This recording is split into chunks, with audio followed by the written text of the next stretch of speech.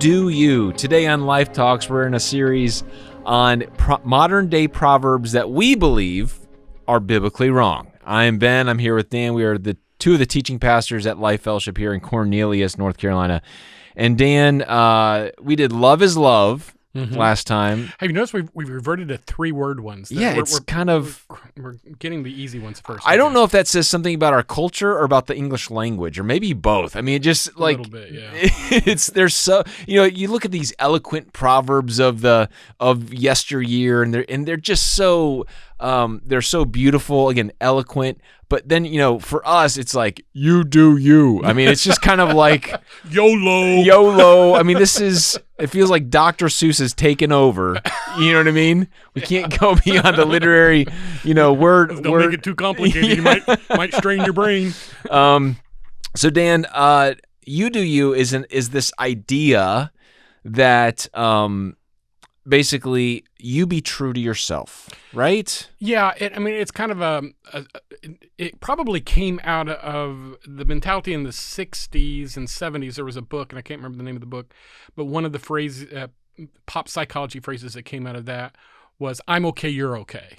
And from that point forward, there's been a lot of these similar self-focused cliches, which have their root in humanism. And humanism basically is the idea that we're the center of the universe. We're what Yes. matters. Yes. Your happiness, your fulfillment, your joy.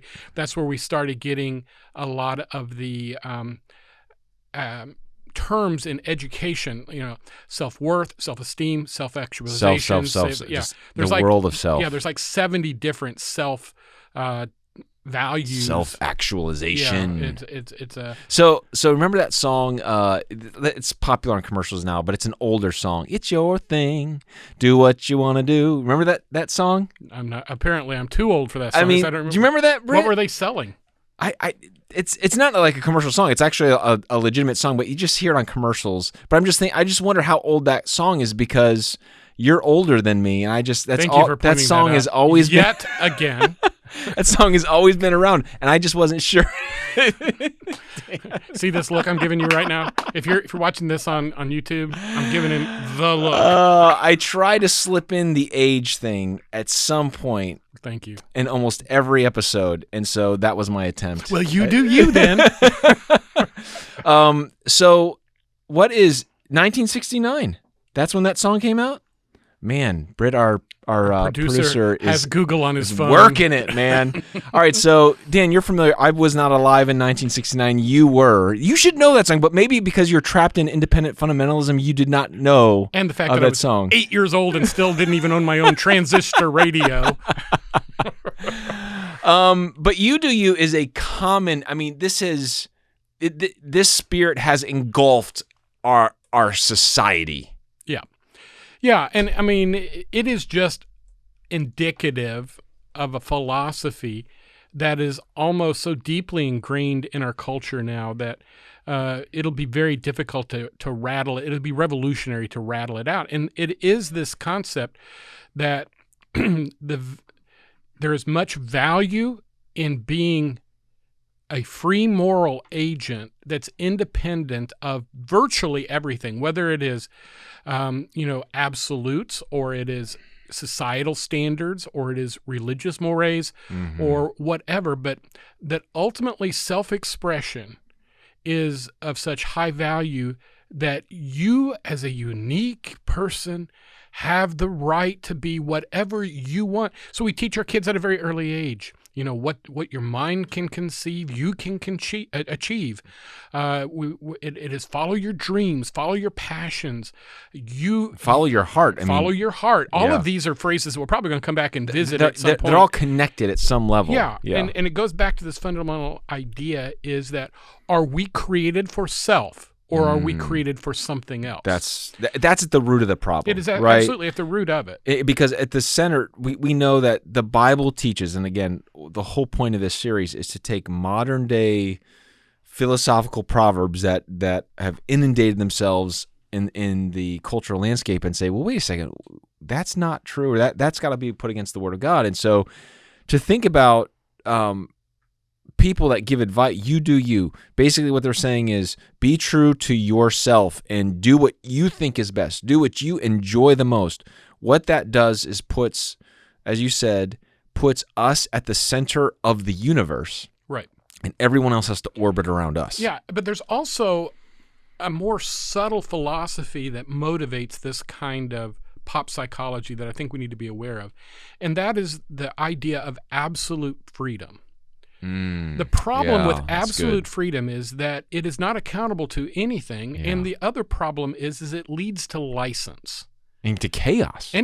Yeah. So even freedom functions best within a framework, a moral and ethical framework. Yeah. So I know we stand the risk of being considered to be, either puritanical, which is not as nearly as bad a word as the culture has made it today, or fanatical, or curmudgeonly when we talk about these kind of things. But they're important because words matter, and words lead to things, and they represent things.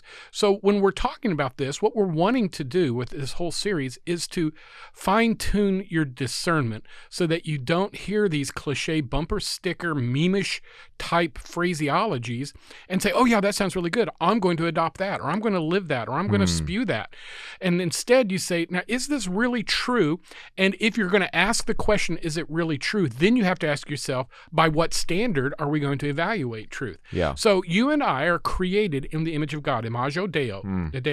And so imago Dei says that we are created in the image of God. So there is then a greater representation of us that exists somewhere in the universe. And that is God himself. And from Genesis chapter 1, we see that. So then if we are created in his image, we have a responsibility to look at our life, our values, our passions, our everything about us in light of our originator, our foundation. And we know that in God's grand design, in his supernatural construct, that God has designed even freedom to be exercised with responsibility. That's right. So at one extreme, you have, this legalistic, rules-only type of a mentality. That's not biblical. The law damns. The law can't save us. Right. The other extreme is we don't give a care about the law. And in doing so, we'll do whatever we want to, whatever urge, whatever base desire, whatever impulse comes our way, we'll do that. That's absolute freedom, but it's not. It's chaos, as you said, and it's also license, and it leads to lasciviousness. So within the middle, there is liberty. Liberty is responsible freedom. And responsible freedom says this: I am free to do and be as God designed me to do and be. But that it isn't absolute freedom, nor is it a construct that requires me to be enslaved against my will. Right. But we're all going to be slaves to something. And, somebody that says, well, I'm not going to be a slave to anything.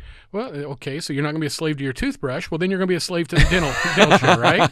If you're not going to be a slave to the man, the boss, or whatever, you're going to be a slave to poverty. Yeah. So we choose our masters. And by choosing our master, we ought to choose the one who's lovingly designed us in his image and equipped and prepared us to live a life that glorifies him, but is good for us and is enjoyable.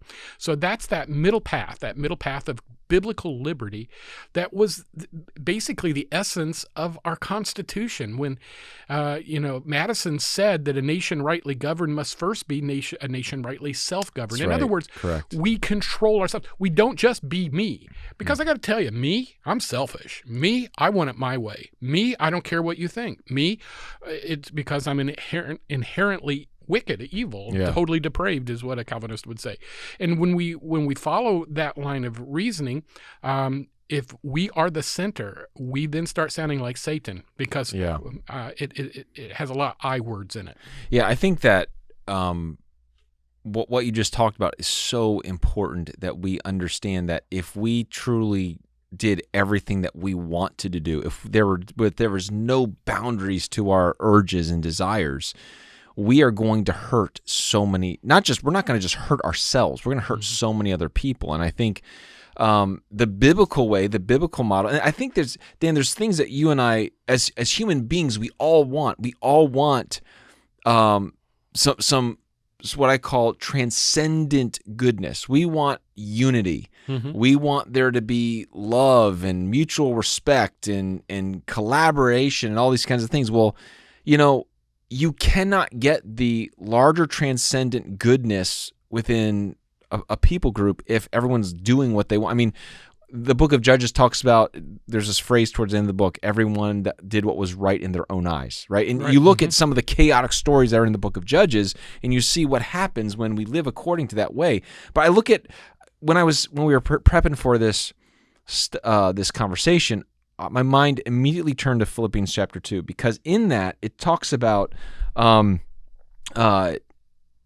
this mind be in you. Verse 2 actually says this: complete my joy by being of the same mind, having the same love, being in full accord and of one mind. So a couple of things here. Number one, joy doesn't come from my own desires being fulfilled. Joy comes from something transcendent being accomplished, fulfilling the purposes that God's called us. But that unity, same mind, same love, those kinds of things. How does that happen? Verse 3, do nothing from selfish ambition or conceit, but in humility count others more significant than yourselves. Let each of you look not only to your own interests, but also into the interests of others. Why? Because that's the same mindset, verse 5, that Christ had. And that, Dan, is at the heart of why YOLO is wrong. Like, you cannot live, you can't do you without violating this one call to not live for yourself. Right. Yeah, I think another angle we want to look at it, though, is this, that within God's grand design, He has created us with huge amounts of diversity. Absolutely. And that is to be celebrated. And that's one of the wonderful things about loving God and following His word, is that He does not require us to deny our differences, but rather orchestrate our differences. It's not uniformity. It's unity, and there's a big difference. Uniformity is unison, and unison is a song that's played with one finger. You hit one note at a time, and everybody sings that note. Now, can that be pretty? Yeah, it can be pretty. And is it orderly? Yes, it's very orderly. And is it convenient? Yeah, it's super convenient. But is it beautiful? Not nearly as beautiful as when you play a fully orchestrated chord that can have as many as 7 notes in it. Correct. Designed in such a way that it creates harmony.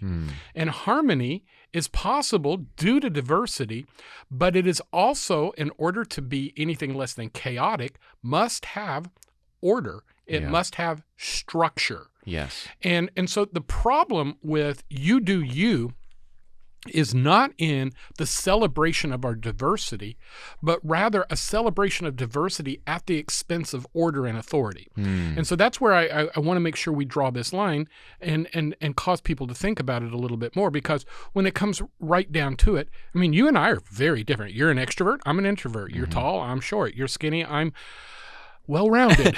and that, I'm so glad you brought that. This is what before we start recording, I said, I think there's a redemptive thread through here. I think we need to, what you're saying is exactly the redemptive thread I want to bring out. There's a redemptive way for you doing you. And that idea is this: all of us are unique. Like, the perfect cruise for you, perfect vacation, Dan, would be a cruise in Alaska with a seafood buffet. That would be me. That would be Dan. Yes. Right? Right. The perfect vacation for me is lake house, that's, not too hot, not too cold, with hiking trails and a kombucha bar right next door. Excuse me while I throw up a little bit in my mouth. So that is a unique, like, that's how I would enjoy a week off. You would enjoy a week off completely, and it's not wrong for us to celebrate the uniqueness of what makes us a unique creation in God's sight. Yeah, and that's why we need to be more sophisticated than trite phraseology in our psychology, in our culture, in our philosophy. And that's why this is important. So there are a lot, I've seen it on Facebook. I've seen my Christian friends write, "You do you," on their Facebook. And when I do, I understand where they're coming from. I do. At the same time, I cringe a little for them. Yeah. Because if you're a sophisticated thinker, when you see that, you're analytically thinking Where's that coming from? And so it's important to understand when you're looking at words or phrases or philosophies or whatever, there are two sides to it. There's a connotation and denotation. It's the same difference as facts and feelings. Yeah. And facts matter more than feelings. In fact, your feelings or facts don't care what your feelings are. Yeah. And the same thing with denotation and connotation. When you have a word, the denotation is the dictionary definition. That's how I always remember D's. And it means this is the precise meaning of the word. All right. And then on the flip side is connotation. Connotation is this is the application of it. This is the feeling you get from it. This is something more emotional. And so a word like love has, I mean, you can look it up in the dictionary and you can find 15 different definitions for love or so forth. But then you can say, I love you. And all of a sudden you have a different connotation. So that connotation can even come right down to how it's said, whether you wink at somebody when you say it, or whether you're looking at them, with a roll of your eyes. It could be a sarcastic. All of those deal with connotation. And they're two separate issues. So when you're dealing with even phraseology of philosophy, like you do you, understand the connotation for many people when it comes to it is this: live beyond the rules. Do whatever you want to do. Right. Don't let somebody warp you by trying to put you in a box. Yeah. Don't let somebody suppress your id. Don't let somebody, and there's all these things that scream, live by your own rules. And that is the antithesis of what God has done. See, God has given us things to be enjoyed immensely: food, sleep, sex, all these things. But when we separate them from the philosophical framework that we're accountable to the Creator for how they're used, we abuse them, and they become enslaving to us, and they become destructive to us. And as you said, they become chaotic. So, there's nothing wrong with food. There is something wrong with weighing 600 pounds. Right? There is nothing wrong with sleep. There is something wrong with sleeping 20 hours a day. Yeah. There's nothing wrong with sex. There is something wrong with sex outside of marriage. So in other words, we are free to experience all the diversity. I'm glad we don't all eat manna 3 times a day. You can eat your kombucha, drink your kombucha and tofu, and I can go to the seafood buffet and get one of 30 marvelous dishes. But in the end, God's given us huge variety to enjoy the framework of His creation. Yeah. It is the immature child who always wants what he does not have in front of him. And the other thing is there's great security in living within the confines of order, confines of discipline.